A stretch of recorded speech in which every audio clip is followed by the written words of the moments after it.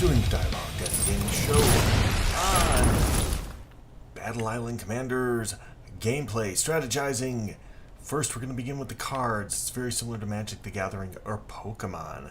I'm not going to go into great detail on this. I think some of these things are principally self-evident, though the basic gist is get your cards out fast, meaning choose a multitude of low value to moderate value cards and a couple of high value butt kickers.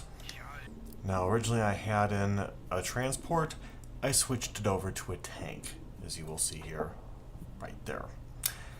Reasoning: the transport and the big tank were too hard to get out simultaneously. They could not support each other. Now the thing is I'm going to show you this in chess principles. Well, the first thing is why chess? Well, chess breaks into three components: an opening, a middle game, and an end game. If you cannot get your opening correct, you may not get to the other parts of the game. Pretty simple. Now, I'm going to cover some points of an opening, and these points actually carry through the rest of the game. The first of which is positioning. The second of which is timing. The third of which is the value of the pieces. Fourth of which is teamwork amongst the pieces. The pieces you chose should represent pieces that will work together, because you do not know what your opponents are going to put out. This is the great difference between this and chess.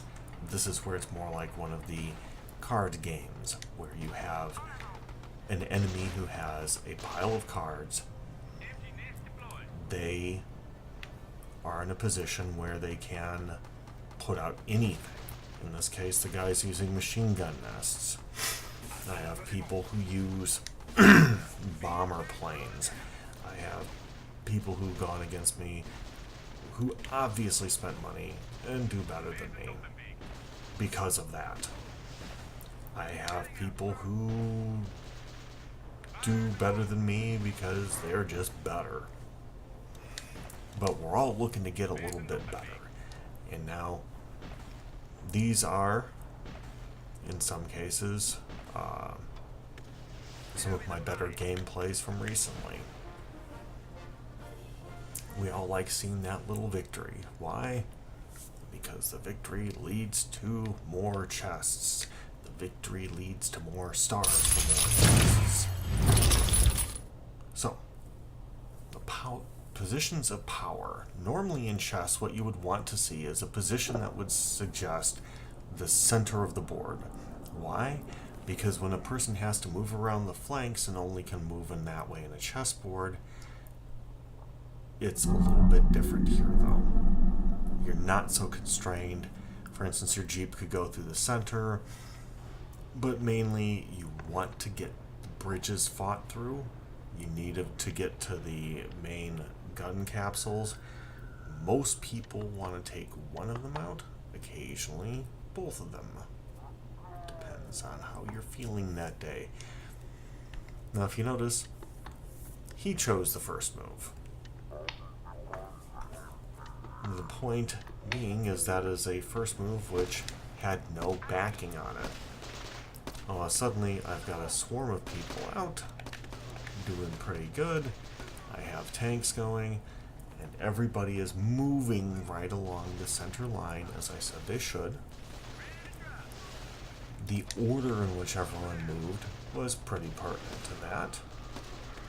That thing was destroyed before the opening time is out. I considered the opening the first minute.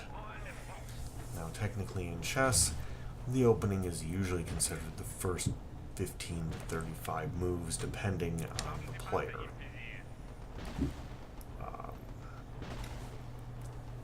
There are several principles that you're going to see in play that worked superbly with this one.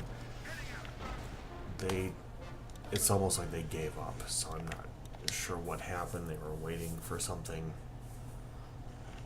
had to go to the bathroom. They're internet connection went out, all sorts of things happened, as I'm sure you've had happen to you too. Point 3, time. This is not like, well, I've only got 15 minutes kind of thing. This is who goes first, why you may choose to want to go second, why you may choose to want to go first. Typically speaking, my son Firecat wants to go second. He will wait with a full charged bar that's throbbing and ready to just explode all over the people. But in my case, time also relates to how quickly you develop your pieces. Mistakes in time can be as deadly as the other person having way better pieces than you. If you notice, within the first 2 minutes, I have this guy pretty well chewed through. Why? Lots of cheap pieces, in this case also developed pieces. And I'm able to move them out quickly. That's why I suggest the card phase. You go with low cost cards. Lots and lots of 2s. There we go. Bang. Now I like the missile. I like the spray. Again, how much can you use? I noticed the flamethrower guy is actually a pretty good guy to have because of that little extra explosion.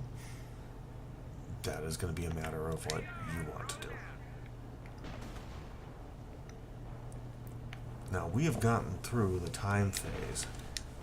If you notice, this is what the element of time gives as an advantage. He should be worried about me blowing up his ship now, where I can let him sit a little bit. Now I'm developing on the back end here, but generally speaking, even that development is to move the time along. Yeah, bummer. Some of my side guys got killed, but hey, I've got the big pieces going. I've got the press. That's something I'm going to hit for middle game and end game. But that first development made it to where he is crushed to the back. He no longer has the center of the board. He is at the back of the board. And I've been in that position. I'm not perfect. This is just strategic and tactical thinking. This is not something you can pull off every single time, so don't feel bad if you don't.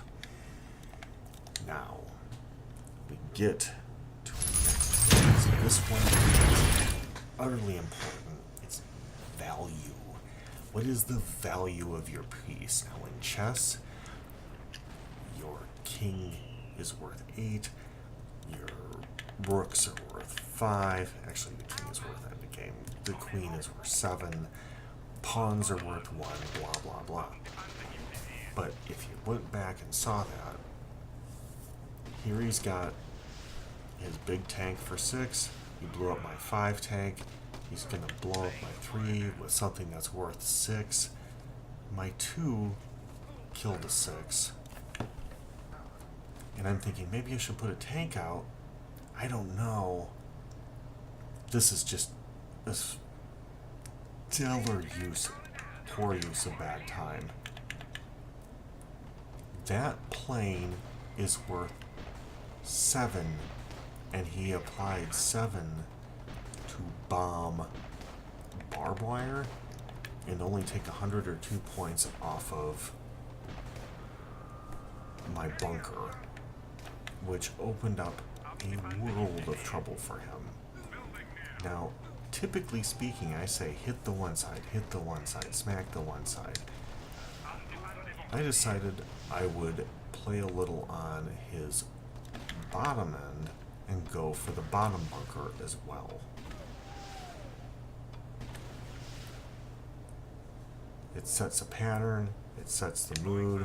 The guy's already working in that direction. It pulls him along. It's kind of the psychology of the game. Some people go for it, some don't. I'll put my little tank out over there.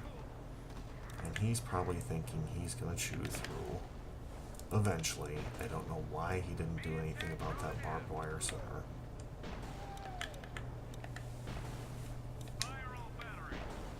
But a little more damage to that other bunker, which, you know, sets it to where if I get 2 bunkers, I still get the win. So it's kind of a not bad deal there.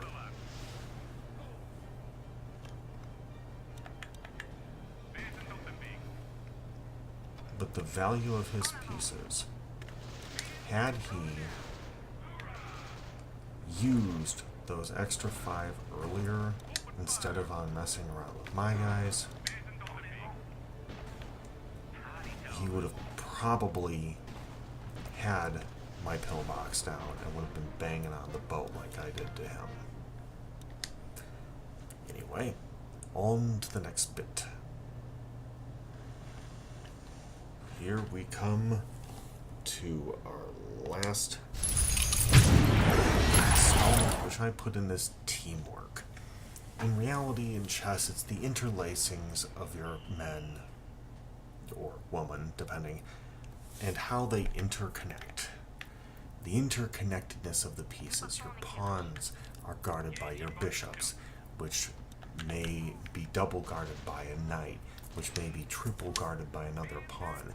Those knights, bishops, and pawns guard one another. The rooks and or castles, depending on how you see it, guard each other. Well, in this case, he should have me beat. Part of it was I wasn't necessarily pulling the best things out. Part of it was, you know, he has a great mixing here. He has got a jeep going through, which is leading attack. He has got a cannon, which is guarded by a machine gun nest, which already had some damage. The jeep is going. He should press his advantage. And he is. He's got a great big honkin' armor-breaking tank out on my butt. And there's a strike. Yeah, this guy has got me, and my cards are not coming up that great. You see, we're a minute and a half into this game. He has me on time. Where did he lose? Here. These defensive cannons are not necessarily the best defense. I don't know how to explain it any better other than they get chewed up too readily. And this is where the teamwork comes out and shines. Bazooka and tank together are devastating. Having an officer help them, better. Pulling in, riflemen, getting through this. I'm looking at the Jeep and I'm thinking, I should maybe let that go, but you know what? I'll have my team work from the back to do my defense and run to the front, because that's how they're going to work anyway. The teamwork won it. The teamwork lost it in this particular match. I should have lost, but if you notice, I was able to build up a massive amount of force. And there's my bazooka guy. He's like, maybe I'll go chase after him. Yeah, never mind. I gotta get back with the team, man. Oh man, a lot of the team's dead. Oh, but here come the girls. Here comes an officer. Here comes some riflemen. Here comes a big tank, if I remember correctly. So I thought another bazooka guy in here. Oh, there's the tank. Yeah, and there's another Jeep. It's like, I don't know, dude.